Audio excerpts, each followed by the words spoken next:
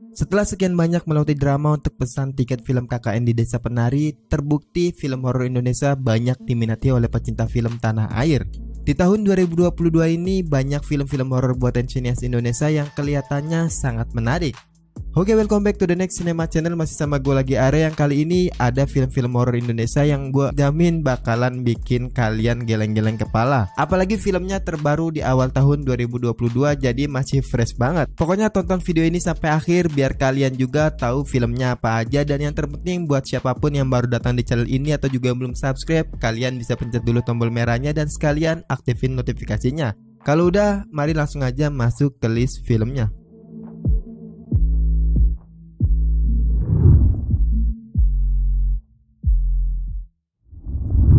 Langsung aja salah satu film seri ketiga dari film Kuntilanak. Bukan sekedar memberikan jumpscare yang bakalan menakuti kalian semua, tapi film dengan diberi judul Kuntilanak 3 ini bakalan memberikan warna yang baru buat pecinta film Kuntilanak sendiri.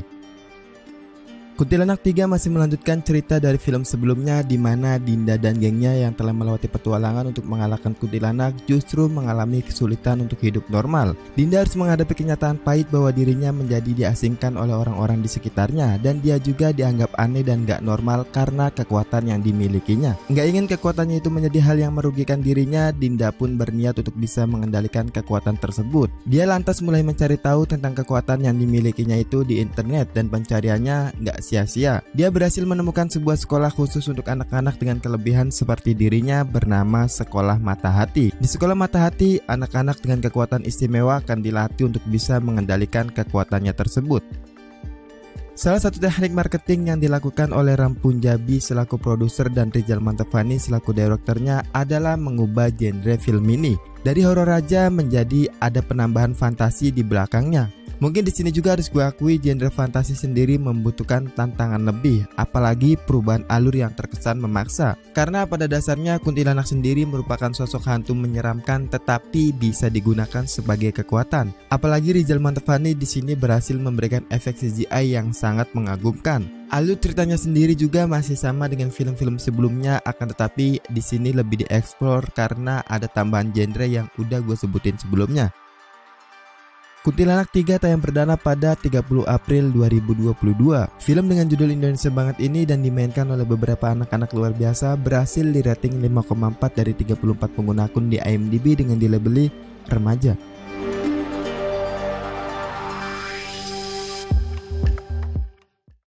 Film yang bisa gue bilang lagi hype banget di seluruh Indonesia. Semua tiket bioskop sebelum jam tayangnya aja sudah sold out. Apalagi film KKN di Desa Penari ini juga sudah beberapa kali gagal tayang. Jadi itu yang membuat publik penasaran akan program-program Nur dan kawan-kawannya.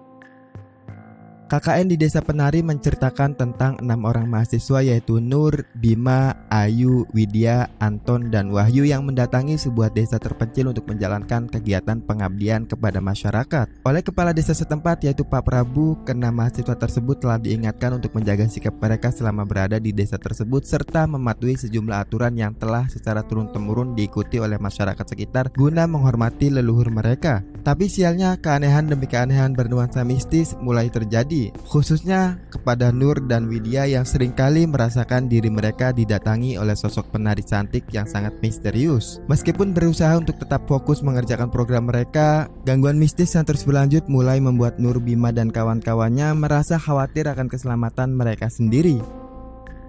Untuk ceritanya sendiri sebenarnya gue masih agak bingung, apalagi konflik yang terjadi juga kurang begitu dieksplor. Mungkin buat kalian yang sudah baca tweet di Twitternya akan paham kurang lebih 85% lah. Justru yang menyelamatkan film ini menurut gua adalah penampilan hampir seluruh pemeran yang terlibat. Gua mau muji akting dari Adinda Thomas yang sangat luar biasa dari awal sampai akhir. Mimik muka saat sedang menari ataupun sedang ketakutan itu perfect banget dimainkan olehnya. Agni Haekyu juga gila cantiknya nggak ada obat. Pokoknya gua sangat suka semua pemeran yang ada di film ini. Awi Suryadi selaku direkturnya patut diberikan apresiasi karena berhasil memberikan scene-scene yang indah dan tone warna untuk horornya juga yang pas banget. Apalagi mengatur strategi penayangan film ini tepat banget sebelum libur lebaran.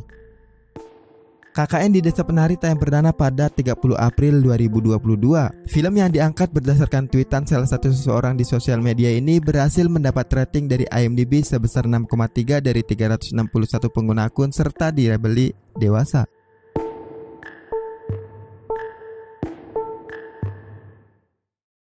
Masih sama dengan film sebelumnya, film ini sempat gagal tayang karena pandemi, tapi akhirnya bisa tayang juga untuk menghibur semua movie lover. Iblis Dalam Kandungan bakalan memberikan horor klasik yang cukup creepy. Iblis Dalam Kandungan menceritakan tentang keluarga Amelia yang sudah menikah selama 15 tahun dengan suaminya yaitu Ferdi. Karena Amelia dan Ferdi belum dikaruniai seorang anak, mereka pun mengadopsi dua anak yang bernama Vito dan Alani. Namun setelah mengadopsi anak, akhirnya Amelia pun bisa hamil. Setelah Ferdi mengetahui Amelia hamil, Ferdi pun membawa keluarganya pindah dari Jakarta ke sebuah desa yang terletak di Bogor di dekat kaki Gunung Salak demi mempertahankan janin kandungannya karena Amelia menderita penyakit hipertensi. Nggak lama mereka menikmati suasana desa, gangguan mistis pun muncul secara tiba-tiba dari penunggu rumah yang mereka tempati. Film yang sangat menjanjikan di scene pembuka dengan sentuhan sinematografi yang mumpuni. Akan tetapi di pertengahan mulai sedikit goyang dari segi naskah ceritanya sendiri. Menjadi film horor yang lumayan dinanti-nanti, film Iblis Dalam Kandungan juga menandakan kembalinya aktris Nafa Urbach ke dunia seni peran. Dengan perannya sebagai Amelia, seorang istri yang sedang hamil 7 bulan, Nafa kembali mengasah kemampuan aktingnya dan tampil semaksimal mungkin dalam film tersebut. Ade Dharma Satria selaku direkturnya juga sebenarnya sudah pas untuk menerapkan horor klasiknya itu, akan tetapi sedikit banyak ada beberapa adegan yang di luar nalar. Iblis Dalam Kandungan tayang perdana pada 10 Maret 2022. Film yang menggandeng beberapa aktor dan aktris keren ini berhasil mendapat rating sebesar 5,6 dari 28 pengguna akun di IMDb serta dilabeli dewasa.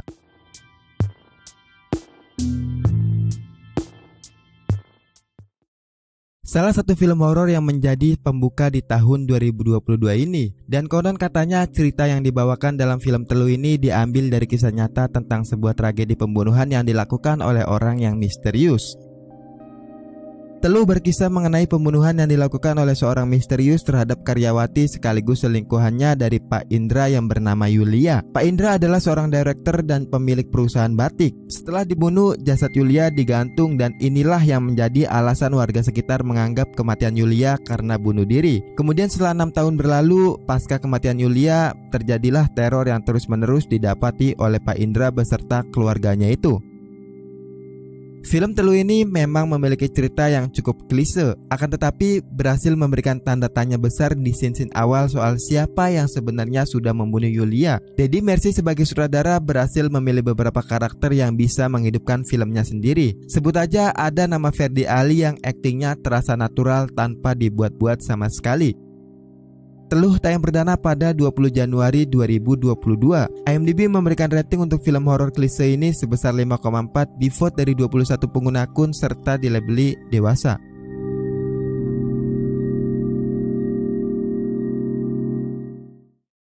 Dibintangi penyanyi dengan suara merdu dan memiliki tubuh eksotis, film Menjelang Maghrib berhasil meneror masyarakat pecinta film horor. Cukup lama tayang di bioskop, film yang satu ini memiliki premis yang cukup menarik.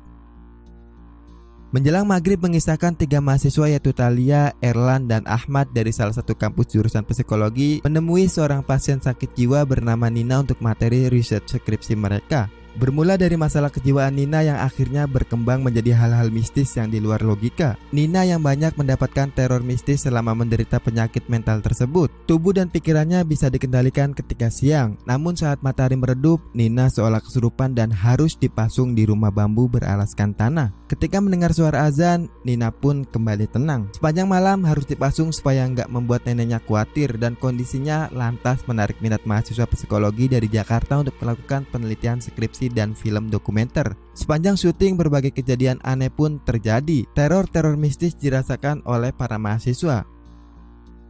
Di sini mungkin banyak hal yang ingin disampaikan dalam film Menjelang Maghrib. Berangkat dari mitos, Helvi Kurdit yang menjadi penulis skenario, sutradara, dan produser menggabungkan berbagai mitos dan cerita yang sudah lama diketahui dan ditakuti di masyarakat. Secara visual juga Menjelang Maghrib cukup menjanjikan nuansa horornya. Sayangnya beberapa jump scare dengan suara yang terlalu tinggi mengganggu nuansa tersebut. Penampilan Novia di film ini cukup kaget dan gua nggak menaruh expect lebih terhadap dia. Namun DM kalian harus nonton sendiri acting Novia di film ini.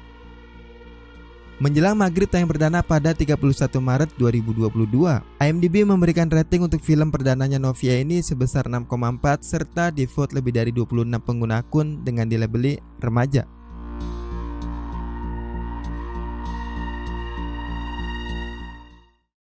Oke, mungkin cuma segitu aja untuk konten 5 film horor asal Indonesia yang terbaru di awal tahun 2022 ini, yang dijamin filmnya bakalan bikin kalian meringis. Subscribe, like, share, dan selalu support terus channel ini. Dan kalau kalian mau request rekomendasi film ke gue juga, kalian boleh tulis di kolom komentar. Oke, sekian dari gue Ares, see you in the next film.